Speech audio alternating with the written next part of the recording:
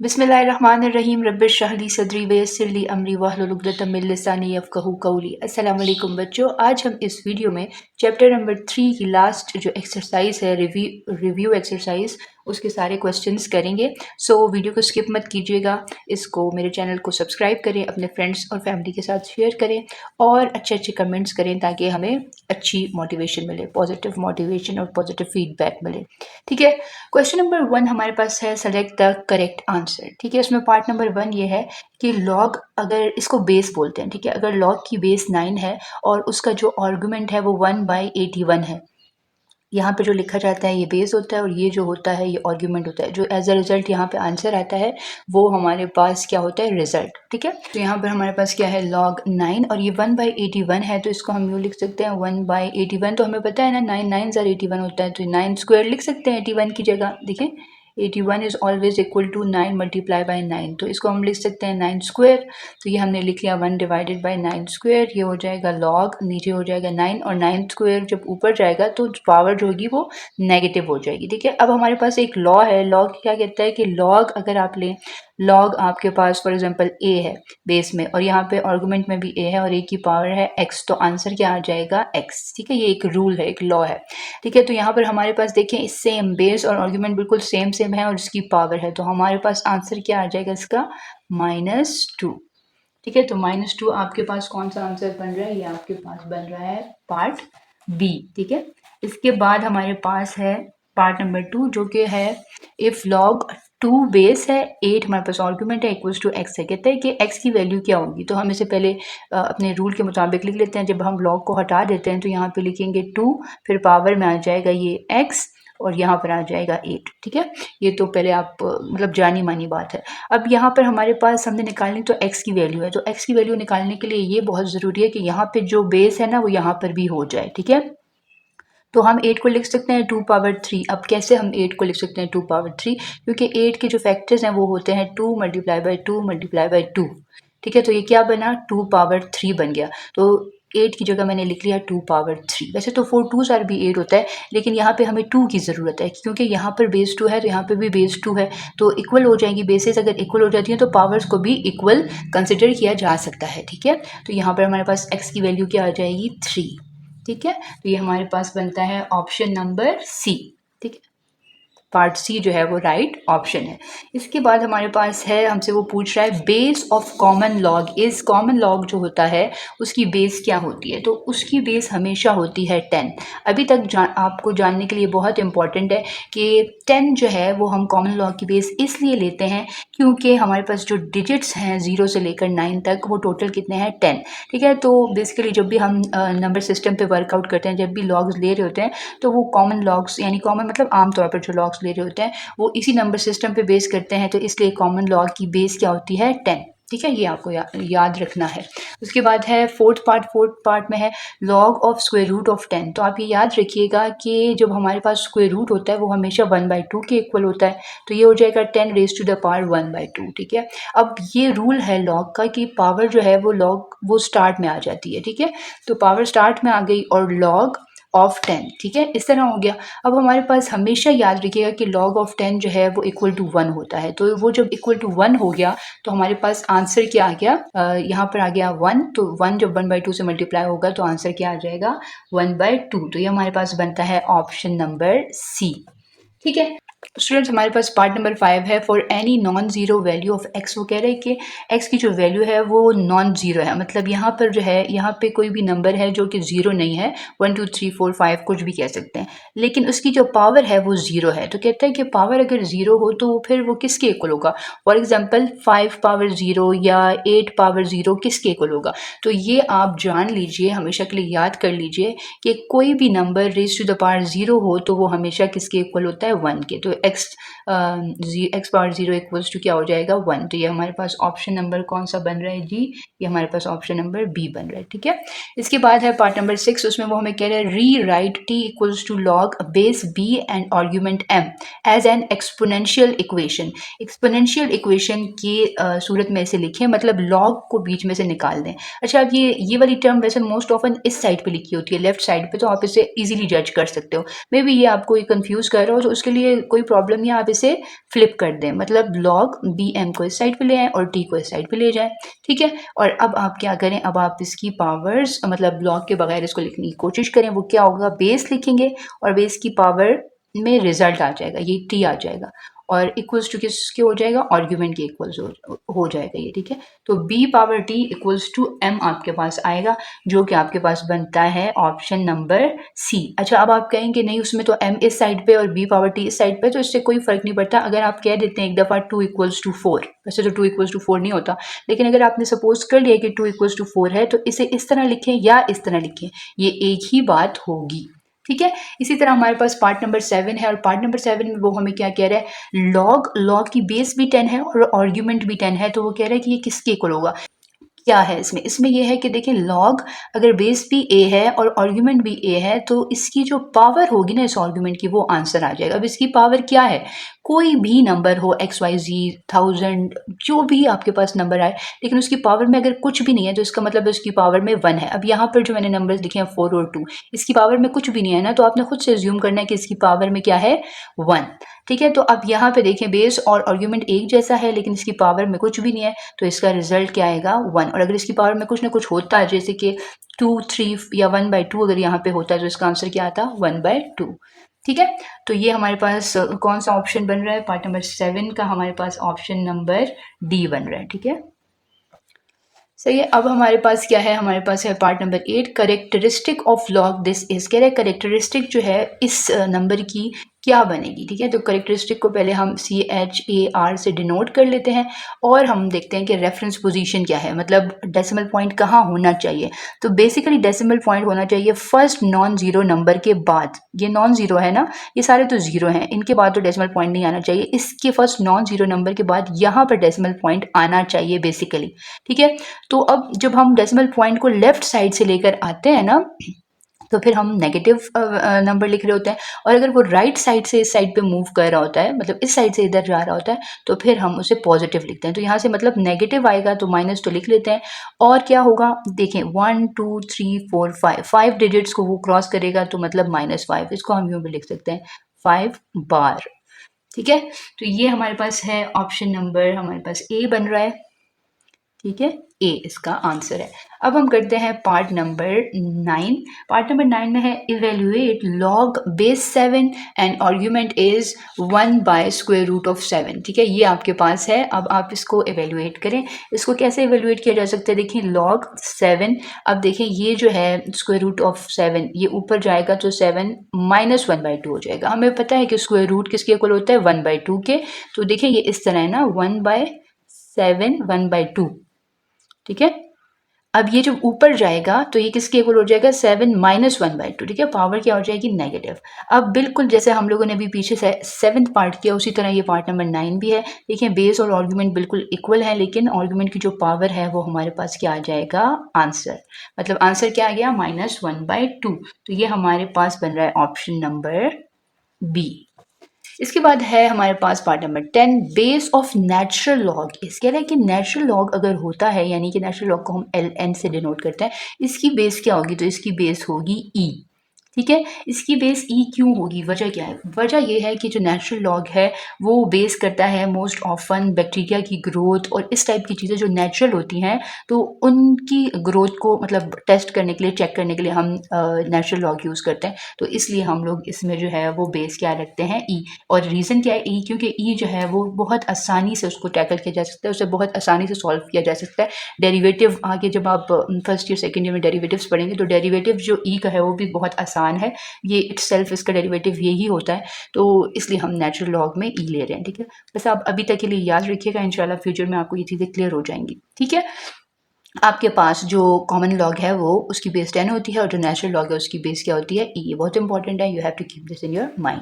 Part number 11 में वो हमें कह रहा है if log of m plus log n equals to, अगर हमारे पास log m है और वो ऐड हो रहा है log n से, तो उसका आंसर क्या आएगा, इसका आंसर हमेशा के लिए आएगा log m multiply by n। दो अलग अलग लॉग्स हैं लेकिन वो ऐड हो रहे हैं, तो उन दोनों के जो नंबर्स होंगे वो मल्टीप्लाई हो जाएंगे और एक लॉग हम लिख लेंगे, ठीक है। तो ये हमारे पास आ रहा है ऑप्शन कौन सा, 1 मिनट में देख लेती हूँ जी। ये हमारे पास बन रहा है ऑप्शन नंबर सी, ठीक है, ये हमारे पास क्या बनता है, सी ऑप्शन। इसके बाद हमारे पास जो पार्ट नंबर 12 है वो कह रहा है 0.069 can be written in scientific notation में से हम कैसे लिखेंगे। साइंटिफिक नोटेशन का मतलब ये होता है कि आपने 10 की पावर में लिखना होता है, तो उसमें कैसे करेंगे हम देखिए सबसे पहले रेफरेंस पोजीशन पर डेसिमल पॉइंट को लेकर आएंगे, ठीक है। तो ये हमारे पास क्या हो जाएगा 6.9 मल्टीप्लाई इसको करेंगे 10 और यहाँ पे लिखेंगे पावर। अब पावर क्या लिखेंगे, यहाँ से लेकर यहाँ तक जब डेसिमल पॉइंट आया तो उसने कितने डिजिट्स को क्रॉस किया, 1 2 2 डिजिट्स को क्रॉस किया, 2 लिख देंगे। और क्योंकि ये डेसिमल पॉइंट नेगेटिव साइड से आ रहा है तो -2 लिख लेंगे। एक्चुअल में अगर आपको पता है कि करेक्टरिस्टिक कैसे फाइंड आउट करते हैं, तो साइंटिफिक नोटेशन में 10 की पावर में बेसिकली हम वही करेक्टरिस्टिक लिख रहे होते हैं, ठीक है। तो ये आपके पास आंसर आ गया और ये हमारे पास बेसिकली पार्ट नंबर है बी, सही हो गया। इसके बाद हमारे पास है part number 13। Students part number 13 में हमारे पास 2 लॉग्स हैं और वो दोनों सब्ट्रैक्ट हो रहे हैं, पहली तो बात ये। और दूसरी बात ये है कि देखें जो सेकंड वाला है लॉग, इसके साथ हमारे पास 2 है, तो ये जो 2 है ये इसकी पावर में चला जाएगा, ठीक है। और ये दोनों क्योंकि सब्ट्रैक्ट हो रहे हैं तो इनको हम लिख सकते हैं ln of x divided by y square, ठीक है। तो ये हो जाएगा इसका आंसर और ये हमारे पास बनता है पार्ट नंबर डी, ठीक है। ये हो गए MCQs। अब हम करते हैं क्वेश्चन नंबर 2। क्वेश्चन नंबर 2 में हमारे पास क्या है, राइट 9473.2 इन साइंटिफिक नोटेशन। इसे साइंटिफिक नोटेशन में लिखना है, तो आप सबसे पहले क्या करेंगे 9.4732 लिख देंगे, क्योंकि फर्स्ट नॉन जीरो नंबर के बाद होता है ना डेसिमल पॉइंट। तो यहाँ पे आ जाएगा, मल्टीप्लाई करेंगे 10 और इसकी पावर में क्या आ जाएगा 1 2 3। अब आपसे मेरा क्वेश्चन ये है कि ये 3 नेगेटिव क्यों नहीं है, कमेंट सेक्शन में मुझे इसका आंसर कीजिए कि ये 3 नेगेटिव क्यों नहीं है, और साथ में टाइम को टैग कीजिएगा, ठीक है, क्योंकि बाद में फिर मैं भूल जाती हूँ अपने क्वेश्चंस। तो जब आप टाइम टैग करेंगे तो मैं चेक कर लूँगी कि इस टाइम पे मैंने क्या क्वेश्चन किया था, और प्लीज़ इसका कंसर्न होके सीरियस होके इसका जवाब दें कि ये 3 हमने पॉजिटिव क्यों लिया है। Yes, students, we have question number 3 and question number 3 is write 5.4 multiplied by 10 raised to the power 6 in standard notation. इसे आपने स्टैंडर्ड नोटेशन में लिखना है, मतलब कि डेसिमल पॉइंट ना हो 10 भी ना हो, ठीक है। तो हम फिर इसे कैसे लिखते हैं, हम इसे लिखेंगे 5 4। अब देखें ये कितने हैं, ये 6 है ना, तो मतलब यहाँ पे 6 डिजिट्स होने चाहिए। 4 के बाद 4 और 0 2 डिजिट्स हो गए, 4 5 6, ये हमारे पास हो गया 6 डिजिट्स। और ये जो डेसिमल पॉइंट है ये 6 डिजिट्स के बाद यहाँ पे आना चाहिए, ठीक है। तो ये यूं भी लिख सकते हैं, और अगर आप चाहें तो इसे यूं लिखें 5 4 1 2 3 4 5, इस तरह भी लिख सकते हैं, ठीक है, क्योंकि जीरोस के बीच में डेसिमल पॉइंट आ रहा है तो इसकी कोई इतनी खास वैल्यू नहीं है, ठीक है। अब हमारे पास है क्वेश्चन नंबर 4। क्वेश्चन नंबर 4 में वो हमें कह रहा है राइट इन लॉगरिथमिक फॉर्म, ठीक है, इसे आपने लॉग फॉर्म में लिखना है। तो सबसे पहले अप्लाई कर देते हैं लॉग, लिख लेते हैं 3 पावर -3 1/27, ठीक है। इसको हम लिख लेंगे लॉग, ये वाला जो 3 है ये बेस में चला जाएगा, ये रिजल्ट इधर आर्ग्यूमेंट में आ जाएगा, ठीक है, और ये -3 जो पावर है ये इधर चली जाएगी, ठीक है। बस इसको इतना ही हमने करना है, सॉल्व नहीं करना था। क्वेश्चन नंबर 5 हमारे पास है right in exponential form. Exponential form में लॉग जो होता है वो एलिमिनेट हो जाता है, 5 यानी कि बेस लिखते हैं, बेस की पावर में ये नंबर आ जाता है और इक्वल्स टू इस 1 के यानी आर्ग्यूमेंट के इक्वल हो जाता है, ठीक है। स्टूडेंट्स क्वेश्चन नंबर 6 हमारे पास है solve for x log base 4 and argument 16 equals to x। हम इसको पहले लिख लेंगे 4 पावर x इक्वल्स 16। अब हमने क्या करना है, हमने दोनों साइड्स पर बेसिस को सेम करना है। हमें पता है 16 इक्वल्स टू 4 मल्टीप्लाई बाय 4 यानी कि 4 स्क्वायर, तो ये लिख लेंगे 4 स्क्वायर और यहाँ से हमारे पास x की वैल्यू क्या आ जाएगी 2। सो x इक्वल्स टू 2 is our right answer. Question number 7 है find the characteristic of the common logarithm 0.0083। कह रहे हैं कि इसकी करेक्टरिस्टिक क्या होगी, तो CHAR होता है करेक्टरिस्टिक के लिए, और इसकी करेक्टरिस्टिक हमारे पास होगी -3। क्यों, क्योंकि ये रेफरेंस पोजीशन बनती है, मतलब यहाँ पे डेसिमल पॉइंट आना चाहिए, तो कितने डिजिट्स को क्रॉस करेगा 3 को, और कहाँ से लेफ्ट साइड से आ रहा है ना, तो ये -3 हो जाएगा। इसे यूँ भी लिख सकते हैं, ठीक हो गया। जी स्टूडेंट्स, क्वेश्चन नंबर 8 हमारे पास है फाइंड लॉग 12.4। इसमें हमने क्या करना है, करेक्टरिस्टिक हमने लेनी है। ये हमारे पास रेफरेंस पोजीशन बनती है, जो यहाँ से आ रहा है एक डेसिमल पॉइंट, तो ये कितने डिजिट्स को क्रॉस कर रहा है, 1 को, तो करेक्टरिस्टिक 1। मेंटेजा हम लोग टेबल से देख लेते हैं, 12 को हमने 4 में चेक करना है ना स्टूडेंट्स। हमारे पास है लॉग टेबल, इसमें हमारे पास ये 12 है और इसे हमने चेक करना है 4 में, जो कि हमारे पास आता है 0934। ठीक है, तो ये हो जाएगा 0.0934। मेंटेजा के साथ डेसिमल पॉइंट ज़रूरी है। अब लॉग 12.4 का रिजल्ट कैसे होता है, करेक्टरिस्टिक प्लस मेंटेजा, ये हमारे पास आ गया है इसका राइट आंसर। क्वेश्चन नंबर 9 की तरफ बढ़ते हैं स्टूडेंट्स। क्वेश्चन नंबर 9 में हमारे पास है फाइंड द वैल्यू ऑफ ए, और यहाँ पर सबकी बेस स्क्वायर रूट ऑफ 5 है। ठीक है, ये आप सबसे पहले नोट करें। यहाँ पर देखें, क्योंकि दो लॉग्स जो है वो ऐड हो रहे हैं, तो इसको हम इसके ऊपर प्रॉपर्टी लगा देते हैं मल्टीप्लिकेशन की, कि जब दो लॉग्स आपस में ऐड हो जाए तो उनको हम मल्टीप्लाई यूँ करके कर सकते हैं। ठीक है, और यहाँ पे साथ लिख लेंगे minus log base square root of 5 3। ठीक है, तो यहाँ पे हमारे पास क्या आंसर आ जाएगा, log square root of 5 9 2s are 18। और चूँकि बल्कि इसमें एक और स्टेप कर लेते हैं, डायरेक्ट नहीं करते। अब चूँकि ये दोनों लॉग्स में बेस सेम है और ये दोनों सब्ट्रैक्ट हो रहे हैं, तो इसको हम डिवीजन में भी लिख सकते हैं, यानी कि हम इसे लिख सकते हैं 18/3। This is a property, okay, I am not telling it by my self. 3 1s are 3, 3 5s are 15, 3 6s are 18, तो ये हमारे पास आ गया 6। और यहाँ से जो चीज़ हमारे पास आ रही थी वो थी log base square root of 5 and here we have 3a। अब आप देख सकते हैं क्लियरली कि दोनों साइड पे log भी है और बेस स्क्वायर रूट ऑफ 5 भी है। इसे एलिमिनेट कर दें, अगर इस तरह से क्रॉस नहीं करना तो एलिमिनेट कर दें, मतलब ख़त्म कर दें। यहाँ पे हो जाएगा 3a = 6। 3 यहाँ पे मल्टीप्लाई हो रहा है तो दूसरी साइड पर जाके क्या हो जाएगा, डिवाइड हो जाएगा।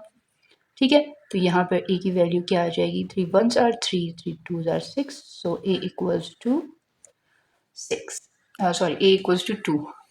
अब हमारे पास है क्वेश्चन नंबर 10, जो कि मुझे तो लगता है a very important question of this exercise, so let's begin. सबसे पहले हम इसे कह देते हैं let x equals to this. ठीक है, दोबारा से सारा लिखना will just lose our time. So सबसे पहले इसको यूँ लिखा और उसके बाद हमने करनी है कैलकुलेशंस, मतलब इन सब को हमने लिख लेना है कैलकुलेटर पर और इसे सिंप्लीफाई करना है। So students, now what are we going to do, हम इस पूरी टर्म को इसके साथ डिवाइड कर देते हैं। ऊपर हम लिखते हैं 63.28 ब्रैकेट क्लोज, होल पावर है क्यूब, फिर multiply by, sorry not multiply by, इधर मल्टीप्लाई बाय, फिर ब्रैकेट हमारे पास आ जाएगी 0.00843 ब्रैकेट क्लोज, स्क्वायर आ गया, फिर हमारे पास आ जाएगा मल्टीप्लाई बाय 0.4623 ब्रैकेट क्लोज। अब इसको नीचे लेकर आते हैं, लिखते हैं 412.3 एंड अदर ब्रैकेट में 2.184 bracket close and the whole power is 5। Let's see the answer. The answer is 4.0635।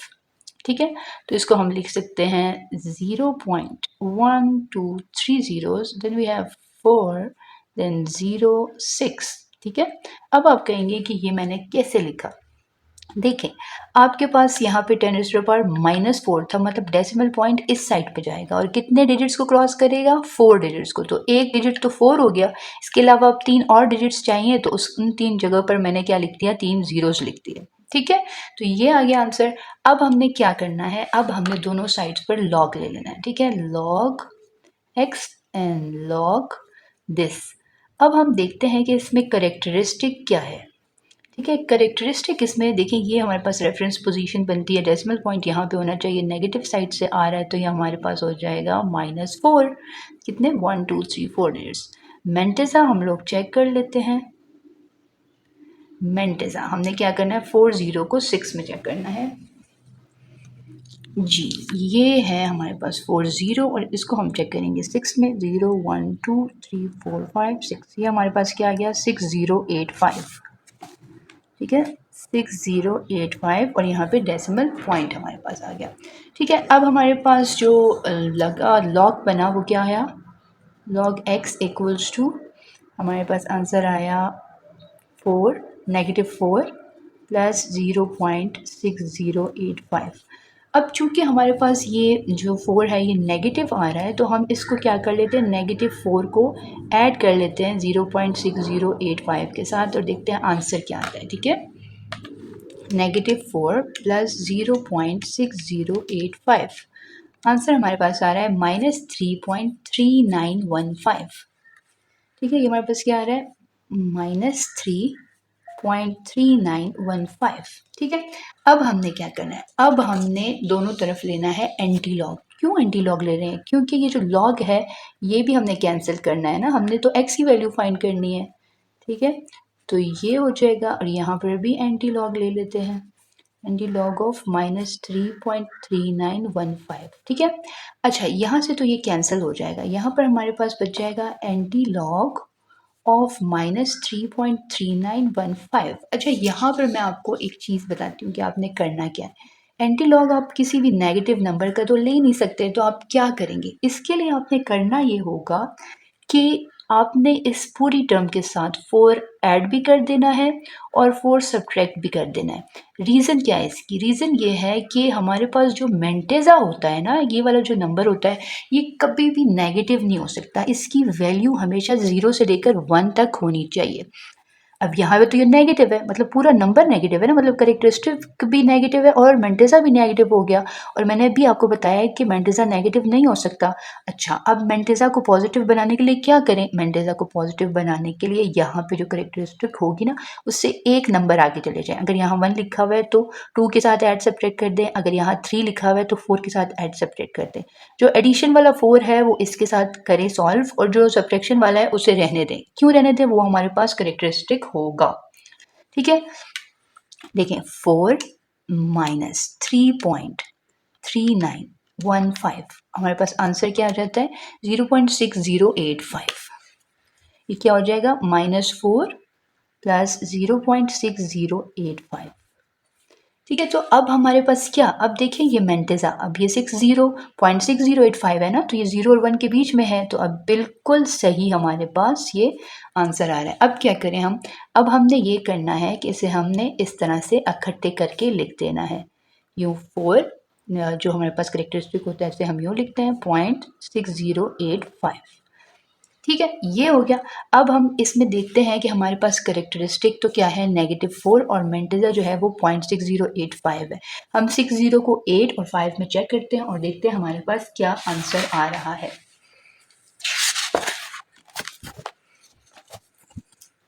60 को यहाँ पे हमारे पास 60 को 8 और 5 में, 8 में हमारे पास ये है और 5 में हमारे पास 5 ही है, मतलब 4055 है ना, तो 55 की जगह पे 60 आ जाएगा, 4060। ठीक है, यहाँ पर हमारे पास क्या आंसर आ जाएगा 4060। अच्छा, अब हमारे पास जो करेक्टरिस्टिक है वो तो 4 है, तो मतलब ये रेफरेंस पोजीशन बन रही है, तो इसमें हम लोगों ने क्या करना है, हमने 4 डिजिट्स जो है वो नेगेटिव साइड पे जाना है, क्योंकि ये -4 है, तो 1 2 3 4, तो 0.0004। ठीक है, अच्छा अब हम क्या करते हैं, इसे राउंड ऑफ कर लेते हैं, लिख लेते हैं 0.12304 या सिर्फ 4 पर भी हम इसे स्टॉप कर सकते हैं। तो ये हमारे पास क्या आ गया, ये हमारे पास एक्चुअल में x की वैल्यू आ गई। ठीक है, और इसी के साथ हमारी एक्सरसाइज जो रिव्यू एक्सरसाइज थी, last exercise of this chapter, वो भी फिनिश हो गई। अगर आपको कोई भी क्वेश्चन कहीं से समझ नहीं आ रहा तो फिर आप मुझे कमेंट सेक्शन में बताएं, मैं ट्राई करूंगी कि मैं दोबारा से आपको किसी और वीडियो शॉर्ट्स में एक्सप्लेन करके बता दूं। ठीक है स्टूडेंट्स, और आपसे बस कोई गलती हुई हो तो उसके लिए माज़रत चाहूँगी, और आपसे ये इल्तिजा करूँगी कि अपने फ्रेंड्स और फैमिली के साथ इस वीडियो को ज़रूर शेयर करें, सब्सक्राइब करें, लाइक करें, बेल आइकन ज़रूर प्रेस कर दें ताकि मज़ीद आने वाली वीडियोज़ आपको ईज़िली मिलती जाएँ। ख़त्म करते हैं इस दुआ के साथ कि अल्लाह ताला आपको आसानियाँ अता फ़रमाए और आसानियाँ तकसीम करने का शर्फ़ भी अता फ़रमाए। खुश रहें, आबाद रहें। अल्लाह हाफ़िज़।